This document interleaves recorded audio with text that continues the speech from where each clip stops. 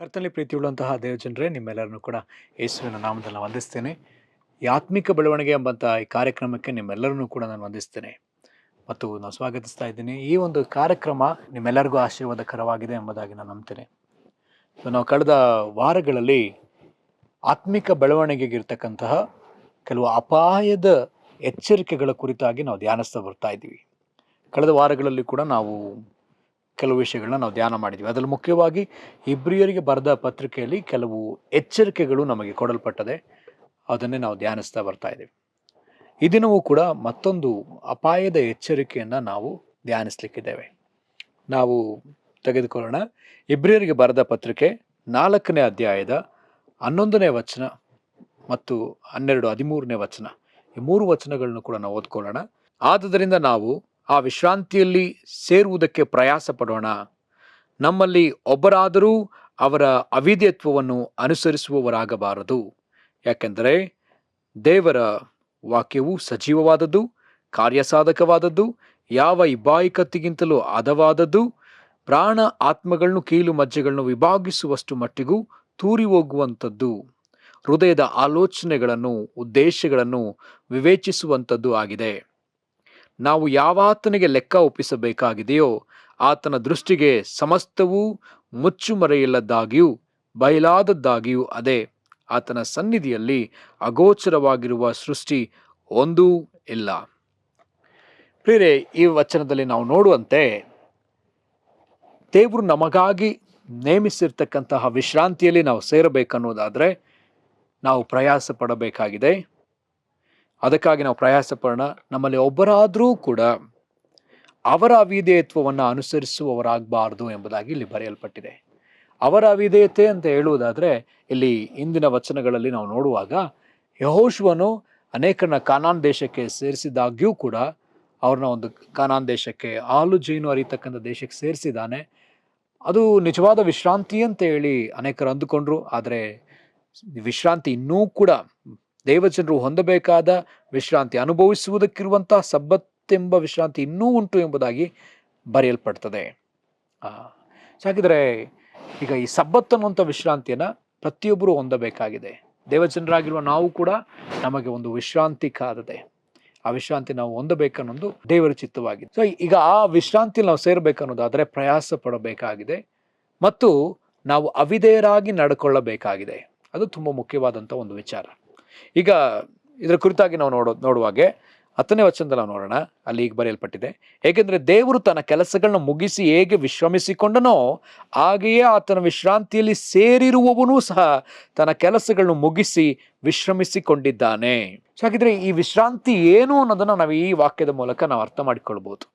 10ನೇ ವಚನದಲ್ಲಿ ನೋಡುವಂತೆ ದೇವರು ತನ್ನ ಕೆಲಸಗಳನ್ನೆಲ್ಲವನ್ನು ಮುಗಿಸಿ ಏನ್ ಮಾಡಿದಂತೆ ತನ್ನ ವಿಶ್ರಾಂತಿಯನ್ನು ತೆಗೆದುಕೊಂಡು ಆತನು ವಿಶ್ರಮಿಸಿಕೊಂಡನು.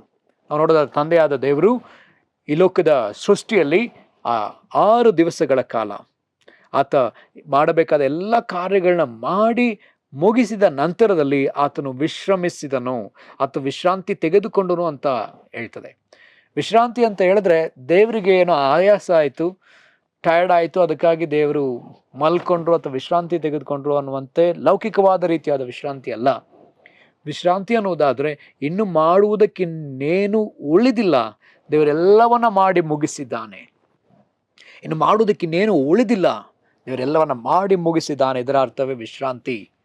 ಅಲ್ಲಿ ನಾವು ಆದಾಮನ ಜೀವನದಲ್ಲಿ ನಾವು ನೋಡ್ತೀವಿ, ಆದಾಮನ ಇನ್ನು ಮಾಡುವುದಕ್ಕಿನ್ನೇನು ಇಲ್ಲ, ದೇವರೆಲ್ಲವನ್ನ ಪರಿಪಕ್ವವಾಗಿ ಮಾಡಿಕೊಟ್ಟಿದ್ದಾರೆ.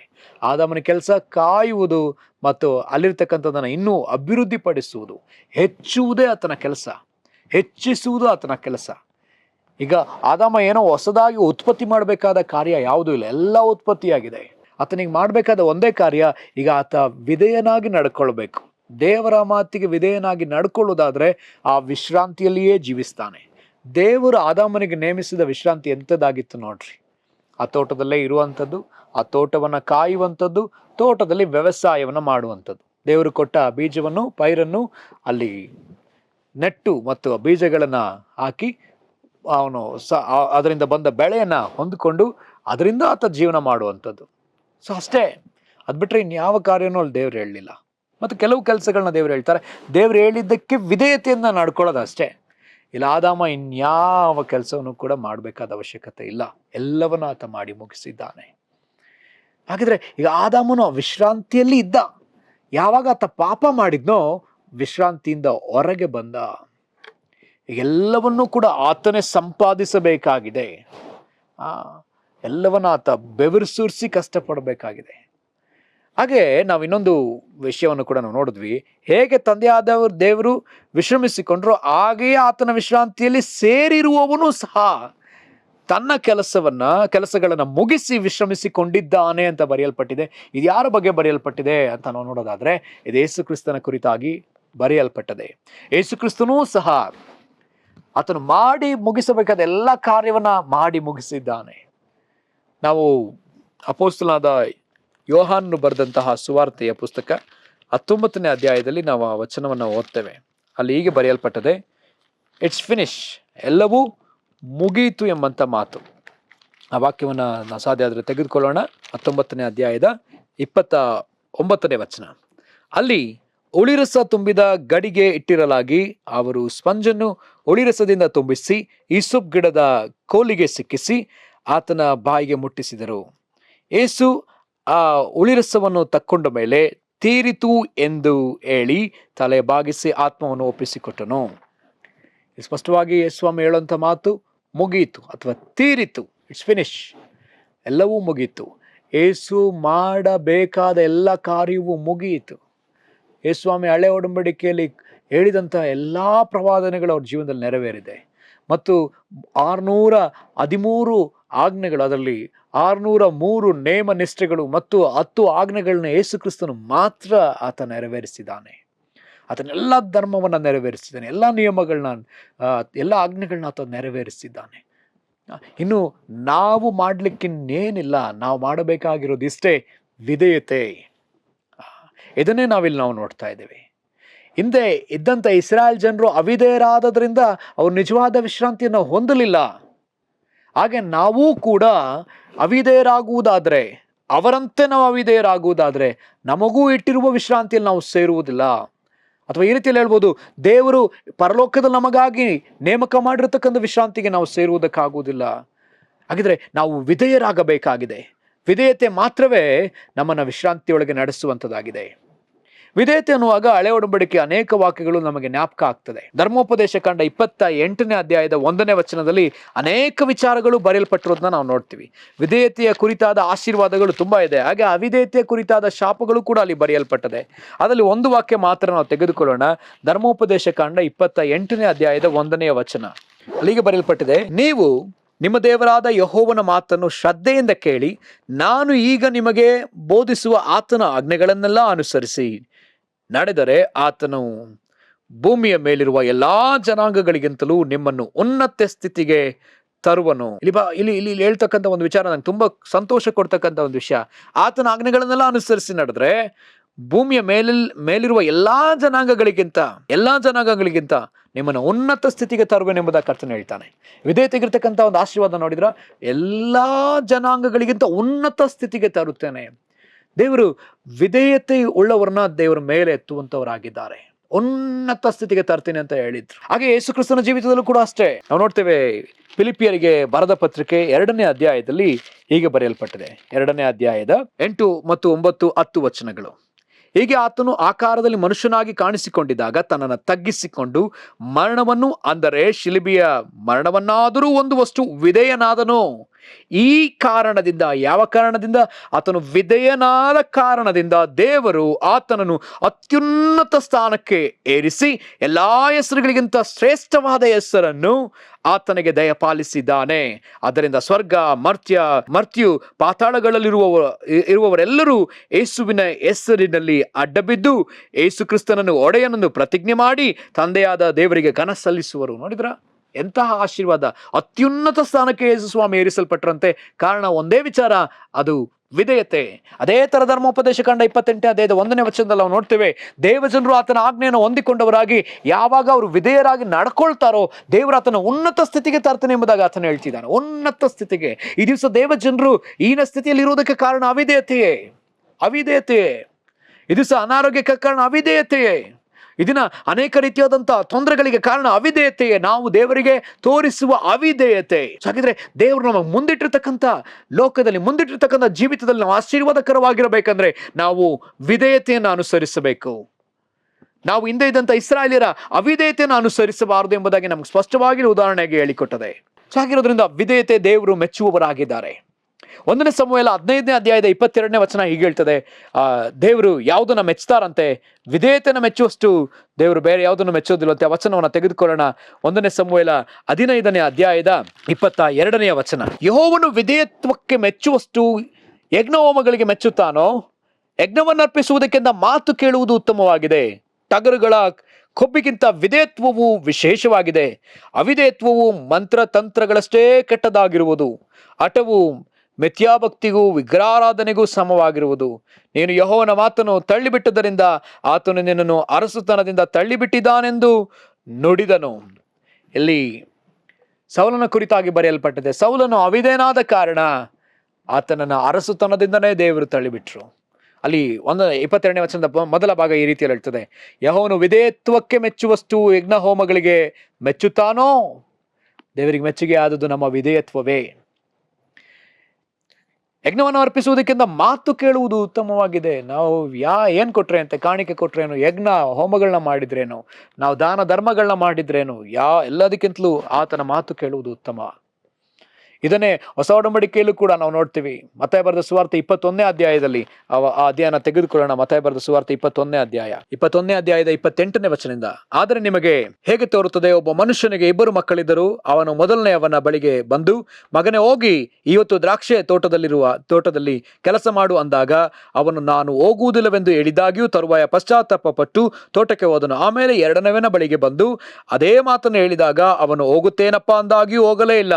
ಅವರಿಬ್ಬಲ್ಲಿ ತಂದೆಯ ಚಿತ್ತದಂತೆ ನಡೆದವನು ಯಾರು ಎಂದು ಕೇಳಿದಕ್ಕೆ ಅವರು ಮೊದಲನೆಯವನೇ ಅಂದರು. ಆಗ ಯೇಸು ಅವರಿಗೆ, ಭ್ರಷ್ಟರು, ಸೂಳೆಯರು ನಿಮಗಿಂತ ಮೊದಲು ದೇವರ ರಾಜ್ಯವನ್ನು ಸೇರುವರು ಎಂದು ನಿಮಗೆ ಸತ್ಯವಾಗಿ ಹೇಳುತ್ತೇನೆ. ಯಾರು ಪ್ರಾರಂಭದಲ್ಲಿ ಅವಿಧೇಯರಾಗ್ತಾರೋ, ಅಲ್ಲ ನೋಡ್ತೀವಿ, ಪ್ರಾರಂಭದಲ್ಲಿ ಆ ಹಿರಿ ಮಗನು ಹೋಗೋದಿಲ್ಲ ಅಂತ ಹೇಳ್ದ, ಆದ್ರೆ ಆತ ಹೋದ. ಆದ್ರೆ ಇನ್ನೊಬ್ಬ ನಾ ಹೋಗ್ತೀನಿ ಅಂತ ಹೇಳ್ದ, ಆದ್ರೆ ಆತ ತೋಟಕ್ಕೆ ಹೋಗ್ಲೇ ಇಲ್ಲ. ಹೇಗೆಯೇ ದಿವಸ ಕ್ರೈಸ್ತತ್ವದಲ್ಲಿ ನಾವು ವಿಧೇಯರಾಗ್ತೀವಿ ಅಂತ ಎಂಬುದಾಗಿ ಹೇಳ್ತೇವೆ, ಆದ್ರೆ ವಿಧೇಯರಾಗೋದಿಲ್ಲ. ಆದ್ರೆ ಈ ದಿವಸ ಲೋಕದಲ್ಲಿ ಅನೇಕರು ಅವಿಧೇಯರಾಗಿ ನಡ್ಕೊಳ್ತಿದ್ದಾರೆ.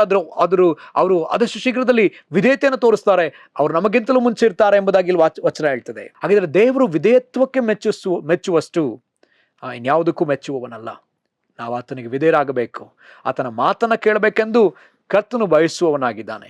ಹಾಗೆ ಹಳೆ ಒಡಂಬಡಿಕೆಯಲ್ಲಿ ನಾವು ಆತನ ಆಜ್ಞೆಗಳಿಗೆ ವಿಧೇಯರಾಗಬೇಕಾಗಿತ್ತು, ಹೌದು. ಆದ್ರೆ ಈಗ ಹೊಸ ಒಡಂಬಡಿಕೆಯಲ್ಲಿ ಇನ್ನೂ ಸುಲಭ ಮಾಡಿಕೊಟ್ಟಿದ್ದಾರೆ.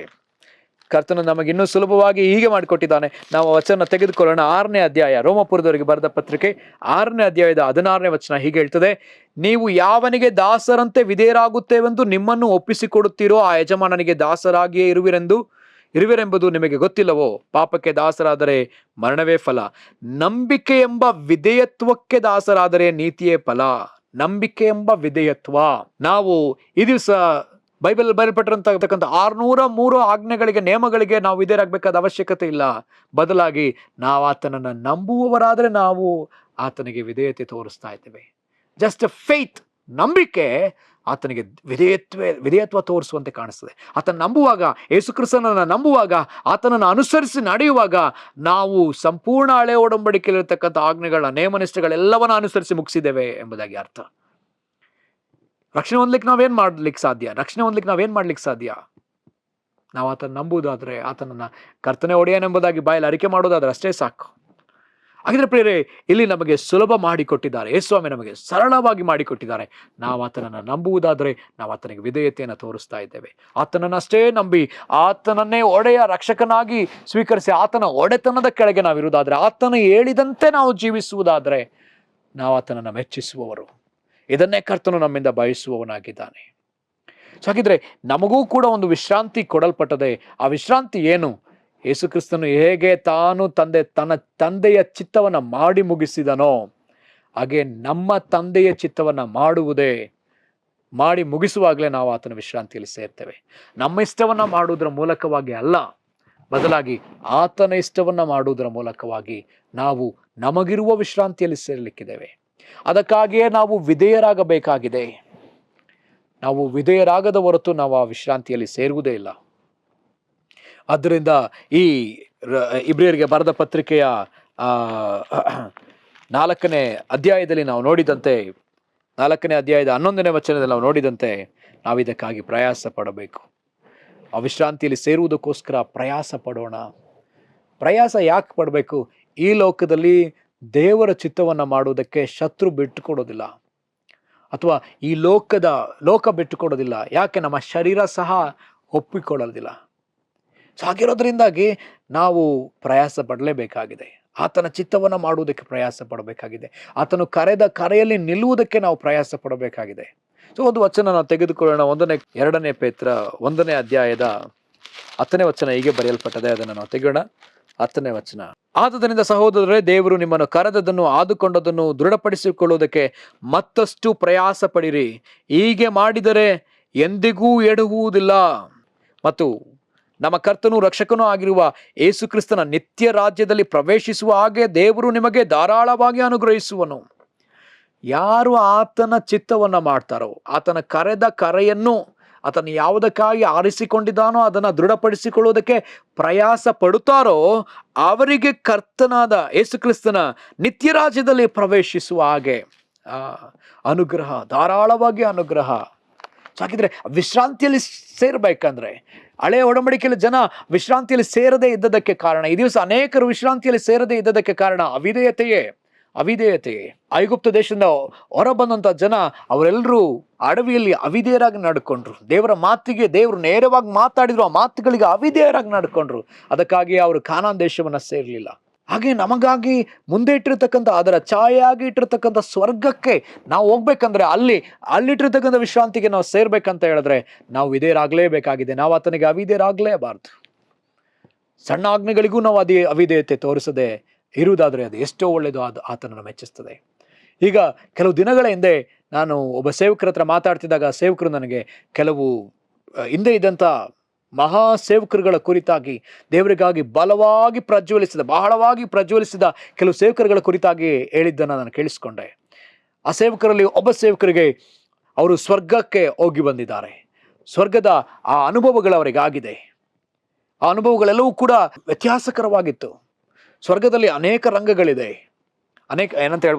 ಅನೇಕ ಮಟ್ಟಗಳಿರುವುದನ್ನು ಅವರು ನೋಡಿದ್ದಾರೆ. ಅದರಲ್ಲಿ ಒಬ್ಬೊಬ್ಬರು ಒಂದೊಂದು ಸ್ಥಾನದಲ್ಲಿ ಇರ್ತಾರೆ. ಕೆಲವರು ಚಂದ್ರನಂತೆ ಪ್ರಜ್ವಲಿಸುವವರು, ಕೆಲವರು ಸೂರ್ಯನಂತೆ ಪ್ರಜ್ವಲಿಸುವವರು, ಇನ್ನು ಕೆಲವರು ನಕ್ಷತ್ರಗಳಂತೆ ಪ್ರಜ್ವಲಿಸುವವರು. ಹೀಗೆ ಒಬ್ಬೊಬ್ಬರಿಗೆ ಒಂದೊಂದು ರೀತಿಯಾದ ಮಹಿಮೆ ಕೊಡಲ್ಪಡ್ತದೆ. ಕಾರಣ ಅವರ ಜೀವಿತದಲ್ಲಿ ದೇವರಿಗೆ ಅವರು ಅಷ್ಟು ವಿಧೇಯತೆ ತೋರಿಸಿದ್ದೇ ಕಾರಣ. ಅವರಷ್ಟು ದೇವರಿಗೆ ವಿಧೇಯತೆ ತೋರಿಸಿದ್ರಿಂದ ಒಬ್ಬೊಬ್ಬರು ಒಂದೊಂದು ಹಂತದಲ್ಲಿದ್ದಾರೆ. ಚಂದ್ರನ ಒಂದು ಹಂತ, ಚಂದ್ರನ ಪ್ರಕಾಶದಲ್ಲಿ ಕೆಲವರಿದ್ದಾರೆ.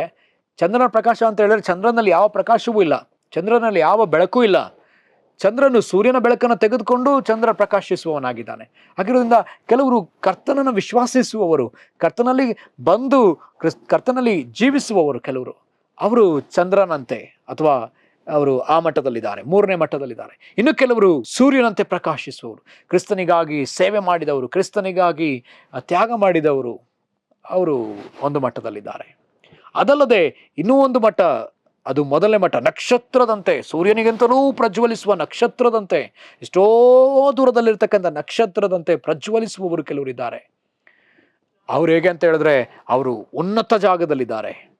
ದೇವರಿಗಾಗಿ ಭಯಂಕರವಾಗಿ ಸೇವೆ ಮಾಡಿದವರು, ತಮ್ಮ ಜೀವನದಲ್ಲಿ ಅನೇಕ ತ್ಯಾಗಗಳನ್ನ ಮಾಡಿದವರು. ಸೊ ಹಾಗಿದ್ರೆ ಪ್ರಿಯರೇ, ಇಲ್ಲಿ ನಾವು ಕಲಿಬೇಕಾದ ಒಂದು ವಿಷಯ, ಅವರೆಲ್ಲರೂ ದೇವರಿಗೆ ವಿಧೇಯರಾಗಿ ನಡೆದಿದ್ದಾರೆ. ಅವರೊಬ್ಬೊಬ್ಬರೂ ಕರ್ತನ ಹೇಳಿದ ಮಾತುಗಳಿಗೆ ಸರಿಯಾಗಿ ನಡ್ಕೊಂಡವರು, ಚಾಚು ತಪ್ಪದೆ ಆತನ ಒಡೆತನದ ಕೆಳಗೆ ಇದ್ದವರು. ಸೊ ಹಾಗಿರೋದ್ರಿಂದ ಇಲ್ಲಿ ನಾವು ಪ್ರಾರ್ಥಿಸಬೇಕಾದ ವಿಚಾರ, ಇಲ್ಲಿ ನಾವು ಕಲಿಯಬೇಕಾದ ವಿಷಯ, ಹಳೆ ಒಡಂಬಡಿಕೆ ಜನದಂತೆ ನಾವು ಅವರನ್ನು ಅನುಸರಿಸಬಾರದು, ಅವರ ಅವಿಧೇಯತೆಯನ್ನು ಅನುಸರಿಸಬಾರದು. ಪಾಸ್ಟರ್ ಮಾಡ್ಬೋದು, ಸೇವಕರು ಅವಿಧರಾಗ್ಬೋದು, ಆದರೆ ಅವ್ರನ್ನ ಅನುಸರಿಸುವುದಾದ್ರೆ ದೇವರ ಮುಂದೆ ನಿಲ್ಲುವಾಗ ಪಾಸ್ಟರ್ ಬರಲ್ಲ, ಯಾವುದೋ ಸೇವಕರು ಬರೋದಿಲ್ಲ.